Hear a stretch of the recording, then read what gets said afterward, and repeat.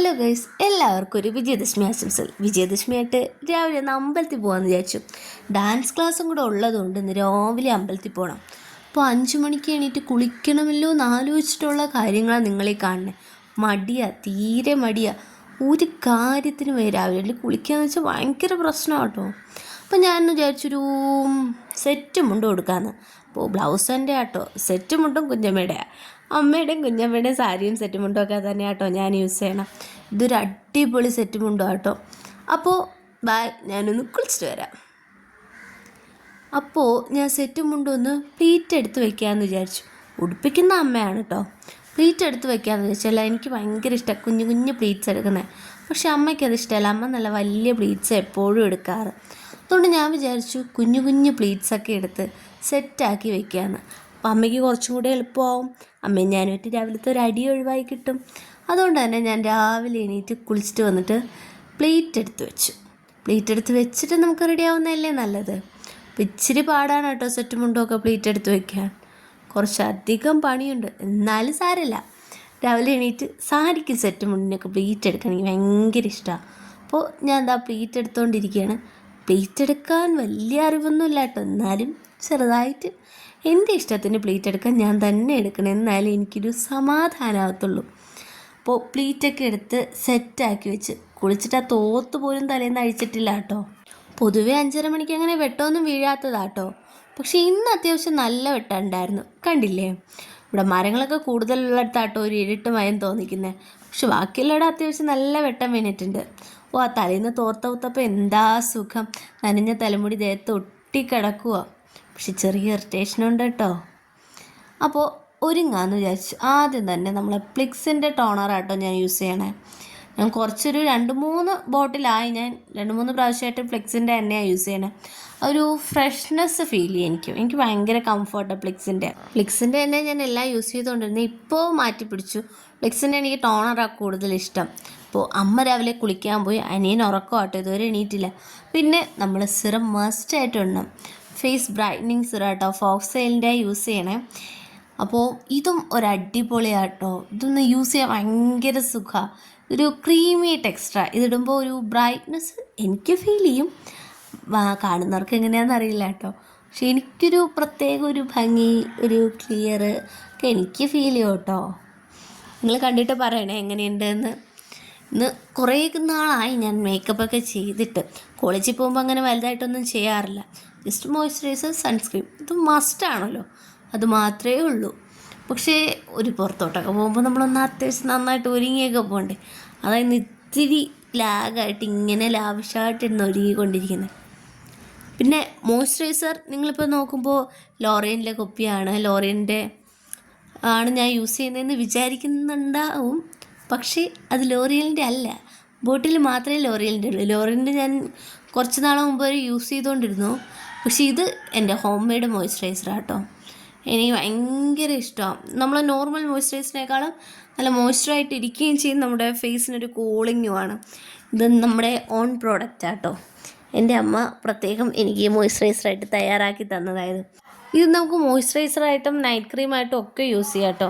നല്ല അടിപൊളി സാധനം, നമുക്ക് യൂസ് ചെയ്യാൻ ഭയങ്കര സുഖം. നല്ല കൂളിങ്, ഭയങ്കര തണുപ്പാട്ടോ. അലോവേര ജെല്ലാണ് ഇതിൽ ആഡ് ചെയ്തേക്കുന്നത്. അപ്പോൾ നല്ല ഭയങ്കര തണുപ്പായിരിക്കുമല്ലോ. ഇനി നമ്മുടെ സൺസ്ക്രീൻ, അതില്ലാതെ നമ്മൾ പുറത്തിറങ്ങാൻ പാടില്ല.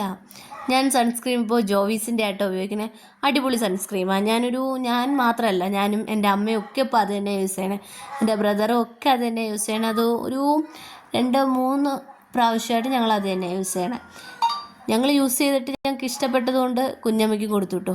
പിന്നെ മുഖത്ത് മാത്രം പോരല്ലോ, നമ്മുടെ കൈയും കാലും ഒക്കെ സൂര്യപ്രകാശം വെക്കുന്നുണ്ട്.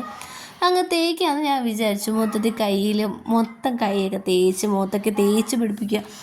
വൈറ്റ് കാസ്റ്റ്, ചെറുതായിട്ടൊരു വൈറ്റ് കാസ്റ്റ് ഫീൽ ചെയ്യും. പക്ഷേ നമ്മൾ നന്നായിട്ട് ബ്ലെൻഡ് ചെയ്യുമ്പോൾ ഓക്കെ ആവും കേട്ടോ. പക്ഷെ നല്ല ഭംഗിയാണ് നമ്മളെ ഫേസ് കാണാനായിട്ട്. മോയ്സ്ചറൈസറും സൺസ്ക്രീമും മാത്രം ഇട്ടുകൊണ്ട് പോയാലും ഒരു ബ്രൈറ്റ്നെസ് ഫീൽ ചെയ്യും കേട്ടോ.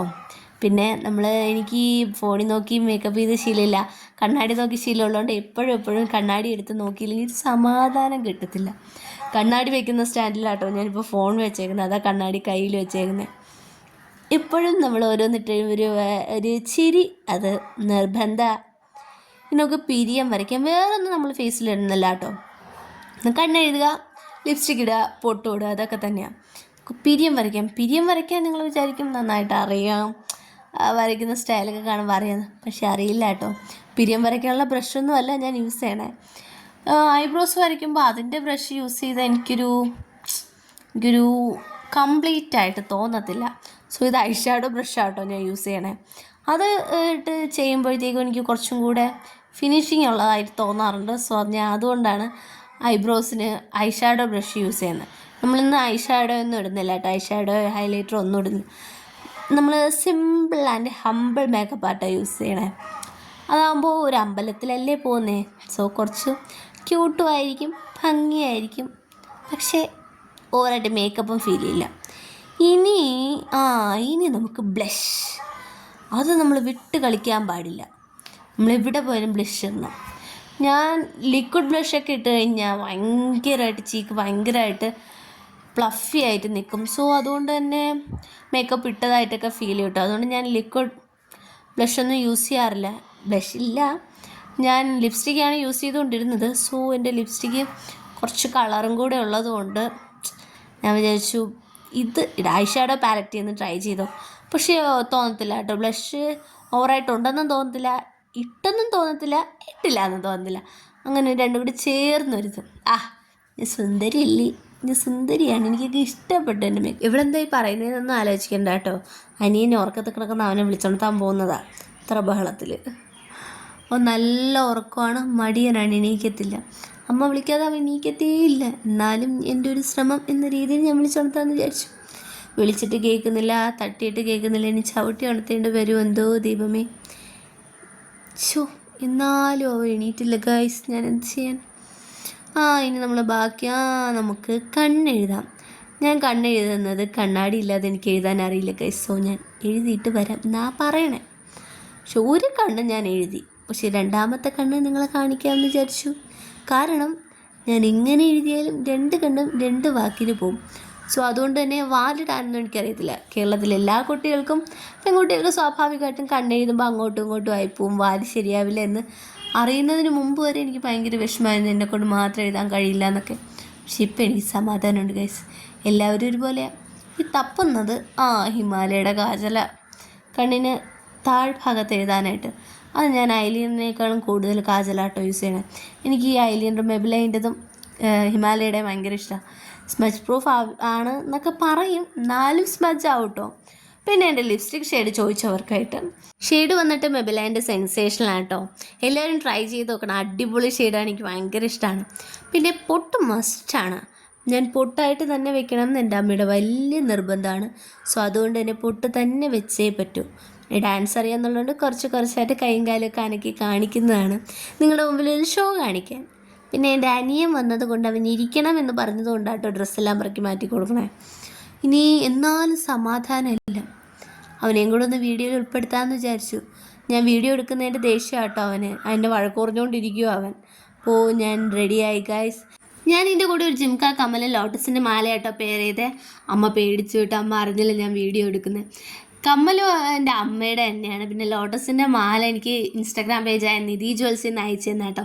അമ്മ ഇറങ്ങി, ആദ്യമേ തന്നെ അമ്മ ഇറങ്ങി. പിന്നെ കുപ്പിവള, അതെൻ്റെ സ്വന്തം മെറൂണും ഗ്രീനും കൂടെ ഞാൻ മിക്സ് ചെയ്തും കിട്ടും. അപ്പോൾ ഞങ്ങൾ ഇറങ്ങുക ഗൈസ്. ഇത് നമ്മുടെ സ്ഥിരം ഓട്ടോ മാമിയാണ്, സിമിയാമിയാണ്. ഞാൻ നിങ്ങൾക്ക് സിമിയാമി നിങ്ങൾക്ക് ഹായ് ഒക്കെ തരുന്നുണ്ട് ഗൈസ്. അപ്പോൾ ഞാനിങ്ങനെ യാത്ര തിരിച്ചു. ഞങ്ങളിങ്ങനെ പോവുക. തിരുവനന്തപുരം കൊട്ടാരക്കര ബസ് റൂട്ടാട്ടോ, MC റോഡാണ് നിങ്ങളീ കാണുന്നത്. ഇത് നമ്മുടെ നാട്ടിൻപുറത്ത് കേട്ടോ. പോകുന്ന പട്ടീനെ രൂക്ഷമായി നോക്കുന്നു ഗൈസ്, എന്തിനാണെന്നറിയില്ല. അപ്പോൾ നമ്മുടെ സ്ഥലത്തെത്തിയിരിക്കുന്നു. ശ്രീ ആയിരവല്ലി തമ്പുരാൻ ശ്രീ സരസ്വതി ദേവി ക്ഷേത്രത്തിലാട്ടോ വന്നേ. നമ്മുടെ ഇവിടുത്തെ നാട്ടിലെ ഏക സരസ്വതി ദേവി ക്ഷേത്രം. ഒരുപാട് ദേവിമാരുടെ അമ്പലങ്ങളുണ്ടെങ്കിലും സരസ്വതി ദേവിയുടെ ഇത് ഒന്നേ ഉള്ളൂ എന്നാണ് എൻ്റെ ഒരു വിശ്വാസം അതല്ലേ ഇല്ല. ഇത് നമ്മുടെ തമ്പുരാട്ടിപ്പാറ ക്ഷേത്രത്തിലേക്ക് പോകുന്ന വഴിയാട്ടോ. നല്ല ഭംഗിയായിട്ട് അലങ്കരിച്ചിട്ടേക്കോ, കാണാൻ എന്താ രസം. ഒരു പോസിറ്റീവ് എനർജി ഫീൽ ചെയ്യുന്നു. അപ്പോൾ ഞങ്ങൾ അമ്പലത്തിലേക്ക് പോകാട്ടോ. എനിക്ക് അമ്പലത്തിനകത്തെ വിഷ്വൽസ് ഒന്നും എടുക്കാൻ പറ്റിയില്ല. ഈ കുട്ടിയെ കാണാൻ നല്ല ഭംഗിയായിരുന്നു. അതുകൊണ്ടാണ് ഞാൻ ഈ കുട്ടിയുടെ വിദ്യാരംഭം വീഡിയോ എടുത്തത് കേട്ടോ. വേറൊന്നും എനിക്ക് എടുക്കാൻ പറ്റിയില്ല. എനിക്ക് രാവിലെ ക്ലാസ് ഉണ്ടായിരുന്നു. 8 മണിക്ക് ക്ലാസ്സിന് പോകുന്നുള്ളതുകൊണ്ട് തന്നെ ഞാൻ പെട്ടെന്ന് അവിടെ നിന്ന് ഇറങ്ങി ഫുഡൊക്കെ കഴിച്ചിട്ട് അവിടെ തന്നെ ഉണ്ടായിരുന്നു, അമ്പലത്തിൽ നിന്ന് പ്രഭാത ഭക്ഷണം ഉണ്ടായിരുന്നു. ഫുഡും കഴിച്ച് ഞാൻ പെട്ടെന്ന് ഇറങ്ങി ഡാൻസ് ക്ലാസ്സിലെത്തി. കുറച്ച് താമസിച്ചു ക്ലാസ്സിനെത്താനും. പിന്നെ അവിടുത്തെ വിശേഷങ്ങളൊക്കെ കാണിക്കാൻ എനിക്ക് പറ്റിയില്ല. ഞാൻ വീഡിയോസൊക്കെ എടുക്കണം എന്ന് വിചാരിച്ചതാണ്, പക്ഷേ എത്തിയപ്പോൾ കുറച്ച് താമസിച്ചതുകൊണ്ട് ഒന്നിനും പറ്റിയില്ല കേട്ടോ.